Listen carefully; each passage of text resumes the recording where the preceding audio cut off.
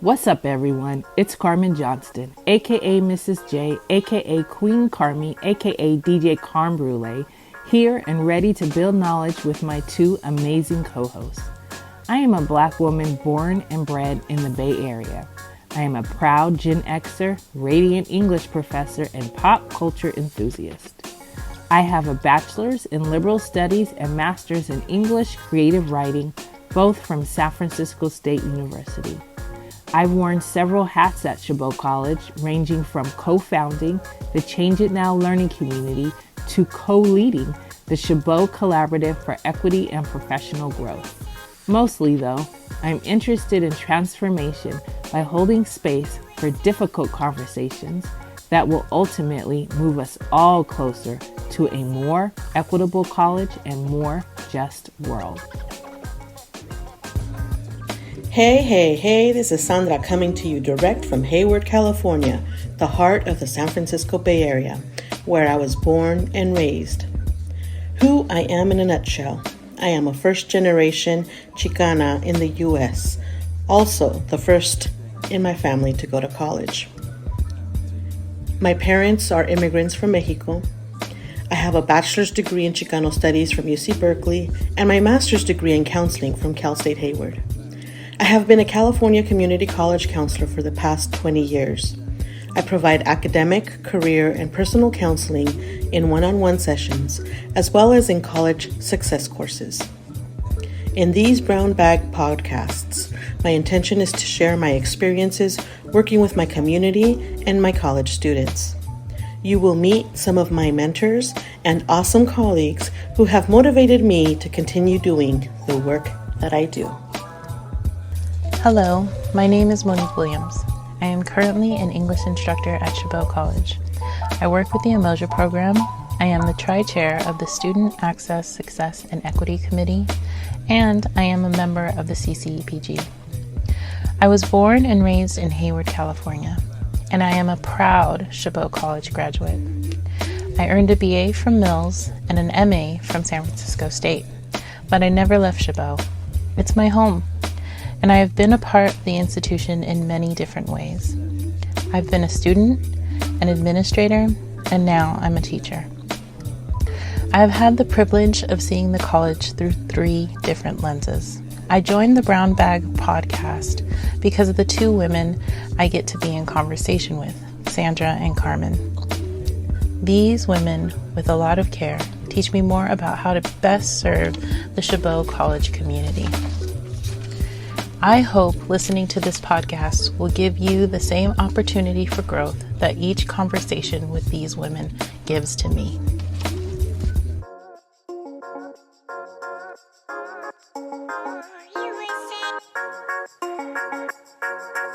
All right, welcome to the Brown Bag podcast.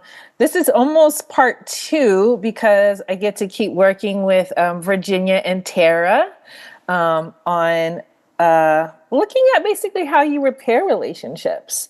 So Virginia is here with us, and she's the Senior Administrative Assistant for the Academic Pathways and Student Success Programs, and she's also the Classified Senate President. And then we also have Tara Lee with us, who is the Early Childhood Development Professional Development Coordinator within the Social Sciences Department, and she is a Classified Senate VP. So we got lots of Black girl magic, lots of Black leadership. Got a what do they call it? Terrific 2, the dynamic duo here leading the Classified Senate with us. So yeah, we'll just start off the way we always do with what is giving you life these days? So for me, what's giving me life is tomorrow is the Black College Expo. And my son wants to go to that. And so he's a junior. And so I am super excited to be in the presence of all that amazing Blackness and see what kind of HBCU or whichever school, he has interest in. Yeah, that's going to be so fun. Yeah. What about you, Virginia? I registered my daughter for Night to Shine. And so that's a prom for individuals with special needs.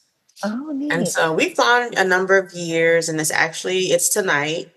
I have Oh. not told her about it because I don't want her bugging me to death. It's always a good time. Like, they are in there living their best lives, just dancing and partying. And then for like the caregivers, there's like a separate kind of space for caregivers to be. And so it's just, getting to know other parents. So I'm actually excited for her to let her hair down and have a good time tonight. I love that. I love that. That's so cool.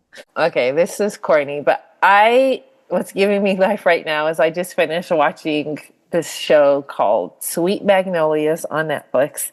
And it is very corny. It's very soapy. It's about like these three best friends that live in, I think it's North Carolina, a small town called Serenity in North Carolina. And it's just their lives and loves, and the biggest conflict is, where are we going to go? She's going away to college.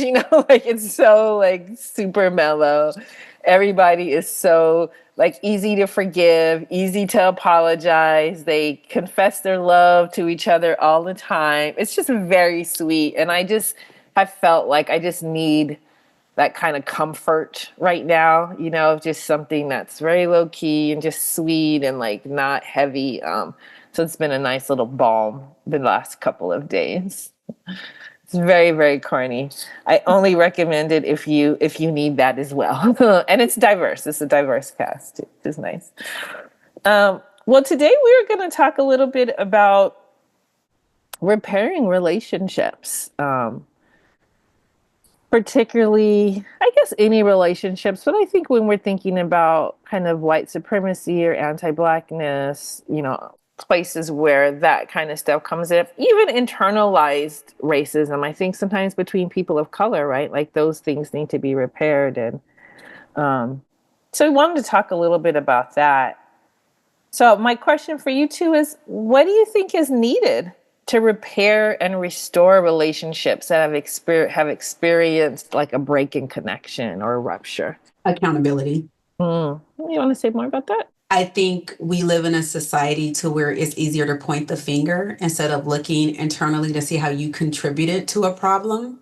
And so, and when, so when you approach someone to maybe to restore a relationship or to have that conversation, and there's always obviously two sides to every story. And so that other individual that you are engaging with, they're going to have their perspective. And so when they're also sharing their perspective and calling you out, possibly, you have to take accountability for the role you played in this. And you can't just deflect and keep putting it on the other person, because at that point, I'm like, well, I will just have a friendship with myself. Since you think I'm the problem, I'll just be, you know what I mean? Because it takes two people. So I think that for me, accountability is huge, and we all make mistakes, right? So just be accountable, apologize. Like if you have offended someone intentionally or unintentionally, but to me, that deflection and that just not taking accountability it's huge for me. Because then I feel like I never knew you. If I'm letting you know like that's something, there's an issue, and you're just like, or you just don't care enough. And so that also yells at me too, like, oh, you're not, the level of access that you gave this person was not the level of care and concern that they have for you. So Yeah, it's such a good point. Yeah, and I wonder, like, what do people have to do, like, within themselves to be able to take accountability, right? Because so many of us just struggle with that. And, like, what is needed from an individual so that they don't take it personal and don't get defensive, and kind of what's happening when we're doing that, right? mm-hmm. What about you, Virginia? What do you think is needed? In addition to the accountability portion, which is huge, because nobody wants to be the bad guy, right? Everyone's going to be the bad guy. And it's okay because, like Tara said, like, no one's perfect. We're all going to make mistakes. But I also need you to hear me. Like, most people just want to be heard. I just want to know that you not heard the words that I said, but you heard, like you felt the emotion and the hurt behind what was done. I think that's a part of it too, just really hearing me and not just, okay, how would you say it? All right, fine. But then also with that accountability and apology, it's changed behavior. Because when you continue doing the same thing after we've already had this conversation, no, that's just who you are and you don't care because I said it. So I think that's a part of it too, is just change behavior. So hearing, being accountable and changing the behavior, right, is kind of how you repair those relationships. So I wonder, like, in all those, I think it's so interesting because when you're the person that's been wronged, right, and you want these things from the other person, how do people do it? How do you help yourself be able to listen when somebody's coming at you? How do you take accountability? How do you change your behavior? And I don't know. I mean, because I've been thinking about this a lot in regards to like work relationships and just like wondering like how committed. I think people have to be very committed to a relationship to do those things. I mean, I've been married for 20 something years and it's hard for us to do those things with each other and we're committed, So I wonder sometimes in like work relationships, like how do people, because I think a lot of people, don't feel like we've just all been so hurt, and maybe people don't have the skill set to be able to do it, Honestly, and this may just be me being in la la land, but I don't think it's that difficult. I think that another thing I would add is being humble, having a humility, right? And so once I guarantee you, I'm gonna one day in our life, I will offend you, Carmen, Virginia. I'm sure I will offend you, and I need for y'all to tell me because if I want to grow and be better, and if I genuinely care about you, never would that be my intention to offend you or hurt you, right? And so, the first thing I'm going to do is obviously apologize, but I want to hear, like, what did I do? What did I say? How? Because one, I don't ever want to do that again. Like Virginia said, change behavior. Because if I care about you, I'm not trying to keep hurting you. Like, why would, and then how could I be so self-absorbed to expect you to stick around for that?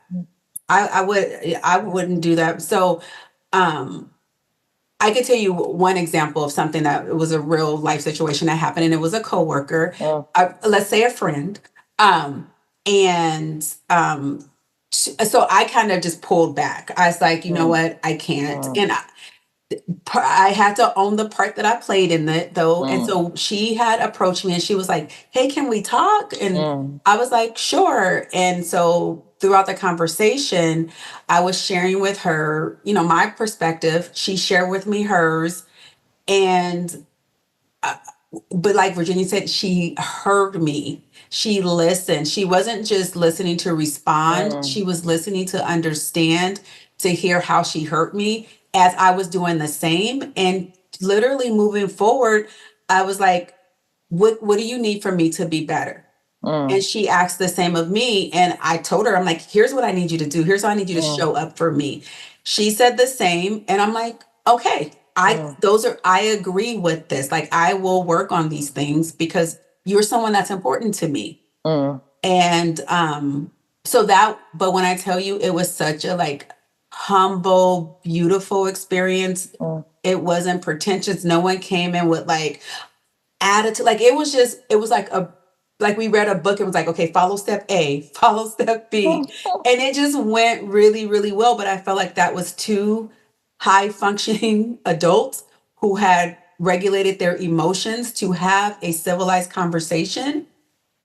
And I feel like all those components are needed to restore a relationship. And I think that a lot of people don't have that. I think a lot of people don't know how to regulate their emotions. I don't think a lot of people are even connected to their emotions. And I think, like you said, like just, I mean, it sounds like the friend, you know, you said you had pulled away and she noticed. I don't even know if people even have that awareness to notice that you're pulling away, you know, or even have the courage to engage in a conversation about that. I think it requires, I mean, I know you say that it's not that hard, but I think it is actually hard. I think a lot of people don't have those skills, you know. And so much has, you know, and I think so much is because of things that happened in our childhood, you know? Like I grew up in a home where, for me, it's really hard to tell somebody when they hurt me. Like really, really hard. I've had to like work on it my whole life because that just wasn't, I mean, yeah. I mean, you guys are Black, you know how it is. They just be like, I'll give you something to cry about. I don't want to hear it. I'm not going to take it, whatever. Get over it. Are you dead? You know, it's like how you feel is not on the table, right? So, and even big things that happened in my life, like hard things, my parents are kind of acted like it was no big deal. So for me to say stuff, it feels like, oh, you know, so I've had to work on that a lot, but I like just the whole piece around. I would like people to tell me too, you know, if I'm doing something that's hard on them, because exactly like you said, how do you grow as a person, you know? And some people don't want to grow. You know? Some people, that's not their interest. They want to come to work and leave, you know, and have fun and, you know, be with people that make them feel good about themselves, not with people that are going to challenge them and make them grow. Yeah. Can I say, you know how you brought up the household and how we grew up? I think that's exactly why in the season I am in my life now that I'm not tolerating that anymore. Like I'm not interested in just, I feel like as the little Tara, I couldn't protect her. No one was there to protect me. So now the adult woman, Tara, I'm protecting her fiercely. And it's a privilege to be in my space. And when we go with that attitude, like, cause it's a privilege to be spending time with you, Carmen. It's a privilege to spend time with you, Virginia. You guys don't have to have me. Yeah. Right. And so once we have that perspective, but I think that's a humility. You value your people a little bit or different. Yeah. I think that's real. That's super real. What about you, Virginia? What do you think about this? How you repair these relationships? I don't know, because I'm like you, Carmen. Like when a person like hurts me, it is hard for me to be able to be like, hey, you hurt me. Because I didn't grow up in a household where I was allowed to kind of express my feelings or my emotions. So I didn't know how.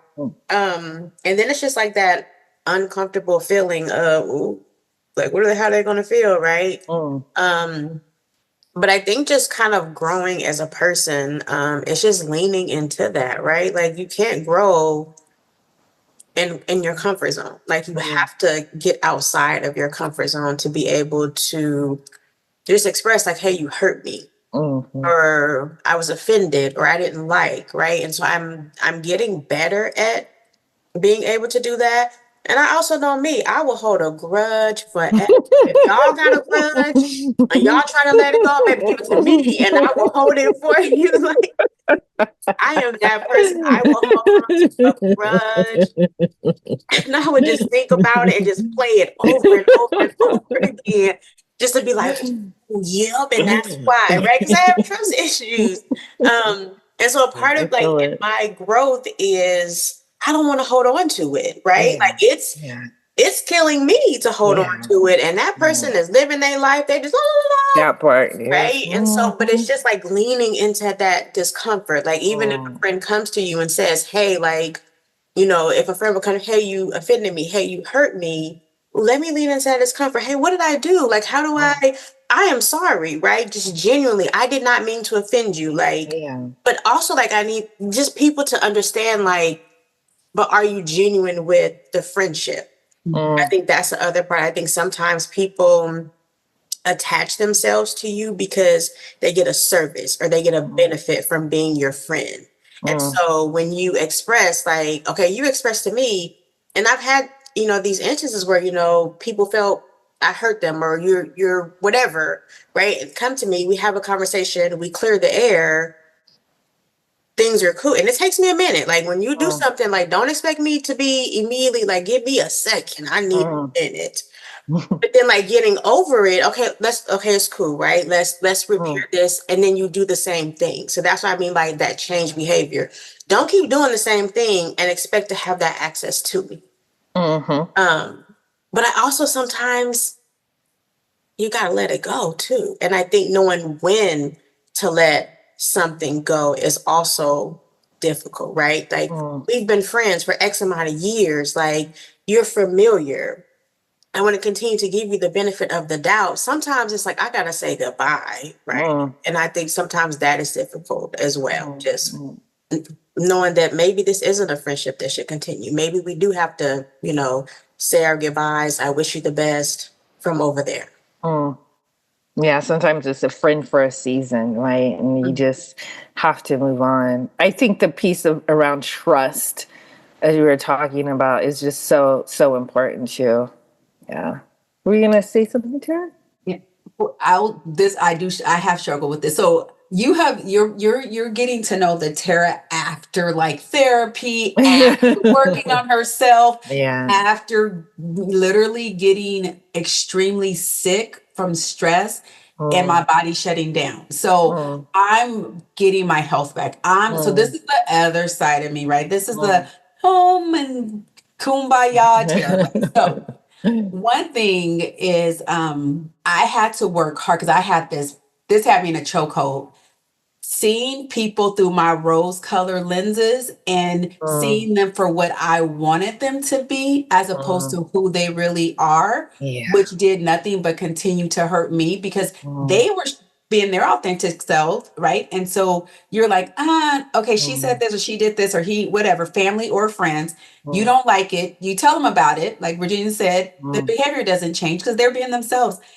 And then I kept making excuses for people like, oh, well, that's Virginia and it's okay. Or that's, or whomever. And then now I'm at a stage, I'm like my Dr. Maya Angelou said, when people show you who they are, believe them the first time. And so I struggled with that. Yeah. And I think that's why I think now it's some stuff is like super devastating because now like I'm no longer looking at it through like, oh, she didn't mean it. No, if just accept people for who they are and what they are. And sure, you can have the conversations and stuff. And like Virginia said, if there's no change behavior, you have to be like, oh, this is just who you are. And then I get to decide if I choose you to have access to me or not. I get to decide if we have the same value system or not. And if we don't, it's okay. Everybody, and like Virginia said, I wish you well, but over there. I want you over there. And I mean, we can coexist. It's just that, we don't have that. We won't have that personal interaction. You don't have access to me in that capacity anymore because that doesn't work. Yeah, so I'm hearing that there are some things that people can do if they really want to repair a relationship, right? And that it can be challenging. And then also too that sometimes, you have to decide, are you going to let it go? Are you going to bring it up? Are you going to just let the relationship go? Like, is there no room to repair? Is the person, incapable of repair or just toxic, And I think there's also just that piece too around like you both were talking about, and I've been thinking about of like unburdening myself, that like why should I walk around angry and upset and resentful and like the person that's doing it, they're just out there, having a good time, and it's not necessarily to put it on them, but to like take it off of me, So it can be really important just to say, and I feel like that's that's the thing that we can do is at least say the thing. And then it's kind of in the other person's hands, whether or not they're going to repair, whether or not they're going to do what it takes to repair the relationship. Do you think that sometimes like repair can look like walking away because it's run its course? What do you guys think about that as a form of repairing? Or are you guys thinking repair as you have to repent and then go back into fellowship and friendship? I think so. I mean, to me, if I think about like, if my phone breaks, I'm going to send it in to get fixed so that I can keep using it, right? Mm-hmm. Like, I think for me, there's like I don't really want to think as people of being disposable. Mm-hmm. And I try to think about like there not being any human enemy. So I'm always interested in repair and like going back into fellowship with people. At least I'm trying for that, Mm-hmm. And sometimes it just doesn't happen either because the person doesn't have the capacity. I feel like everybody is so unique and so different, and you can have like your little quirks.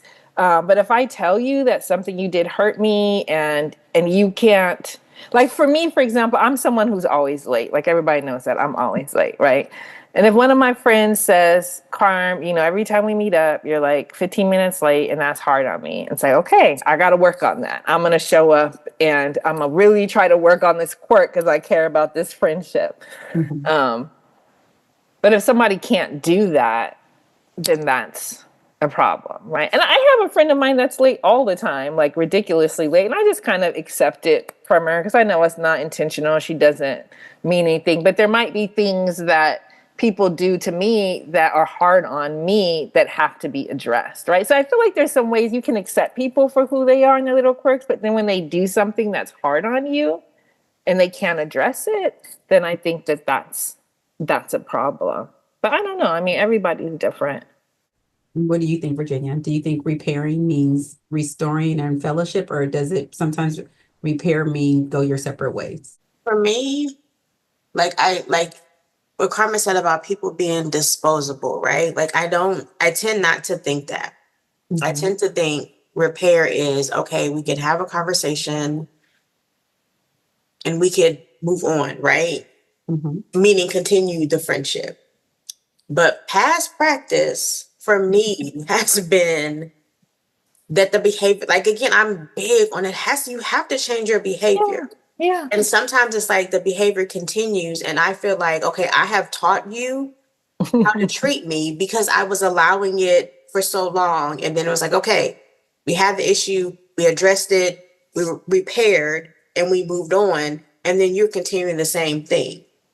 So then for me, I'm at this stage or just where I am at life now. It's just like, I'm gonna give you a couple of chances. You got two, maybe.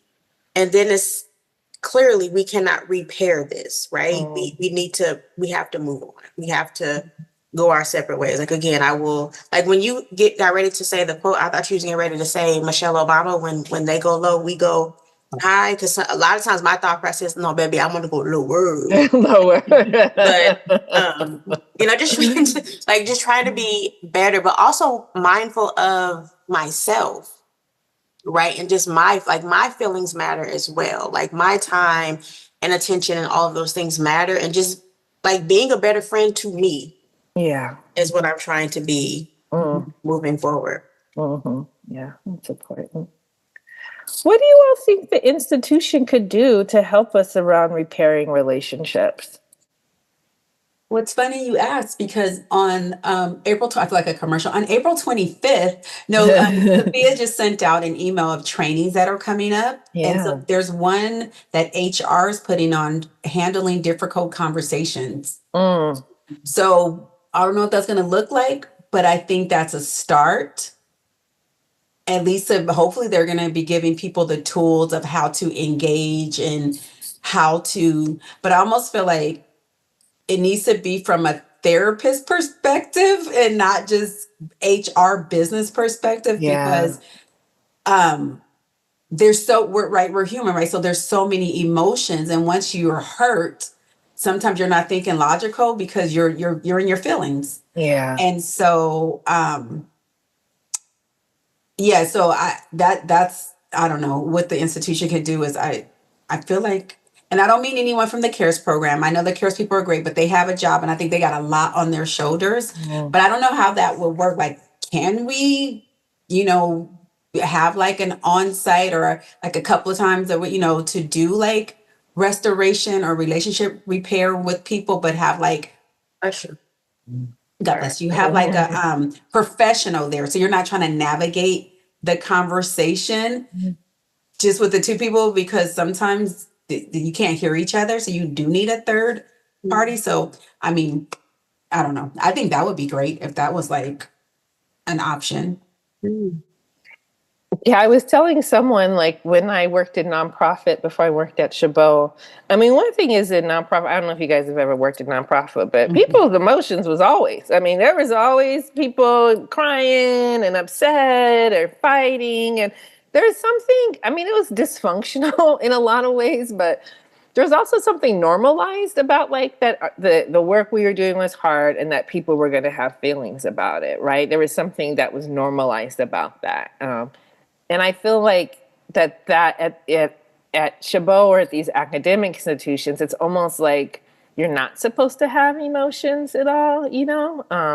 And that's really hard because we're humans and we do. It's just like having blood, right? Like we have emotions. So I think like that piece you were talking about, Tara, earlier around like regulating our emotions, you know? Because when you're going into like a grievance meeting or a meeting with your supervisor, your emotions are so high, you know? And so how do we help people regulate their emotions so they can come to a meeting and like be able to listen and participate? And when I worked at Girls Inc., we actually did have therapists that we would meet with weekly to talk about the work we were doing with the girls, the work we were doing with each other. And it was great to have a therapist there to help us process our emotions and also strategize, you know. I think that would be so cool if we were able to do that, have some licensed therapists that weren't necessarily Chabot faculty, you know, so we'd have that confidentiality. Really help. What do you think, Virginia? Honestly, I don't know. I feel like I've had this conversation just with a couple of people because I think about Chabot as an institution and, you know, wrongs are done to people. They're hurt, understandably so, and then they become bitter and just really angry. I remember when I first started working here and I would see like, you know, just some of my colleagues were just really bitter and angry and just blah, blah, blah, blah. And I was like, oh my God, why? And I couldn't understand this is wonderful. And I didn't understand where it was coming from. But it had been like, you know, they had been here 20, 25, you know, years and nobody addressed it. Nobody acknowledged the hurt. It was like, you know, you was wrong in what you did. And you just expected this person to just get over it and just keep business as usual. And so then that formed that callus. And then you continued and you continued and you continued. And so then that built up. Yeah. But I just feel like, or, you know, you have things that happen here or that happened 20 years ago, right? Like as far as divisions, just getting P cards back, last year or whenever it was, because of something that happened 10, 15, 20 years ago. It's just like, okay, that person long gone. And so we are suffering from something that somebody else did, right? So it's just like, how do you like really dig deep? Because I feel like a lot of the hurt here is so embedded into the system at this point. So like, how do you really dig all of that up to address it in order for people to be able to move forward? Like, yeah, I have no idea. And who wants to put in that time and effort as well? Like, that's the other thing. You just want to take time. Yeah, that's such a good point. Just like all the past hurts that people have experienced from the institution and those not being resolved, and then having huge impacts. Like, you know, I know there's a lot of people that have experienced hurt who are like dynamic and brilliant, and then they've just kind of withdrawn, right? And aren't really participating in leadership or, you know, transformational change because the mistreatment never got addressed. And never got resolved. And then we lose really amazing people, you know, in the work to transform the college and better support our students. So I think that there is value in doing that work because, you know, we want to have a vibrant campus, but somebody definitely, kind of has to listen and take that on because the relationships are everything, you know, relationships, if we're not in community with each other, it's really hard to get things done. You know, so many times it's like people don't want to go to committee because they know who's going to be there. You know, somebody they got beef with, you know, and then you lose a great person who could add a lot to the conversation because this one person is there who they have issues with. You know, it's challenging. Is there anything else you all want to add or say on this topic before we wrap it up? I would just say that when say someone offended me, right? And I wanted to approach them to have a conversation with them, Mm, I need to really ask myself, am I ready? Am I in a good space to approach that person? Because if I'm approaching them with, how do you say it, guns blaring? How do you say if I'm approaching them Knives with, out, guns blaring. yeah, I was like, whatever. If I'm approaching them and with my boxing gloves on because I'm ready for a fight, Yeah. that's not going to be a productive conversation. And then you to even expect the other person to say, oh, okay, just keep yelling at me, just keep giving it to me. I can hear that. That's probably not the best way. So I would just say, like, take that time, breathe, Yeah. make sure you're at a space to where you can have a civilized conversation. Um, because that's not gonna go, speaking for myself, that doesn't work for me. That type of interaction doesn't work for me. And that's when I'm like, when Virginia say, oh, you had one time, you had two, okay, cut. And then I'm like, okay, I'm gonna pull back because I don't know what's going on, but then you're gonna make me be the other Tara that I work so hard. You know, because you don't, you know, you're like, I want to keep my peace. I'm trying to protect my peace. And so, but that goes back to regulating your emotions, right? What we talked about. Yeah. Yeah, I love just the idea of taking time and space for yourself to get in the right headspace. Because I think we feel like things are urgent, but we do have time, right? We have time. Yeah. Anything you wanted to add, Virginia? I don't think so. I think yeah. Okay. Well, thank you all for being with us. We're going to do our little exit ticket of like just your recommendation, something you want to recommend to our listeners out there. I would say tap into your unions. They are a resource. You know, even if it's just having a rep with you in a hard conversation, not necessarily to like grieve or cause problem, but just so that you don't have to face things alone. You know, you have a rep out there that can be with you if you have to have a hard conversation with your superior or your whatever, your manager or even a colleague. I think be good. Or even like a neutral person, right? Just to kind of help navigate the conversation. Thank you for that, Carmen. And thank you for having us. Yes. Oh yeah. This was so fun. So fun to get to do together. Very sweet. All right.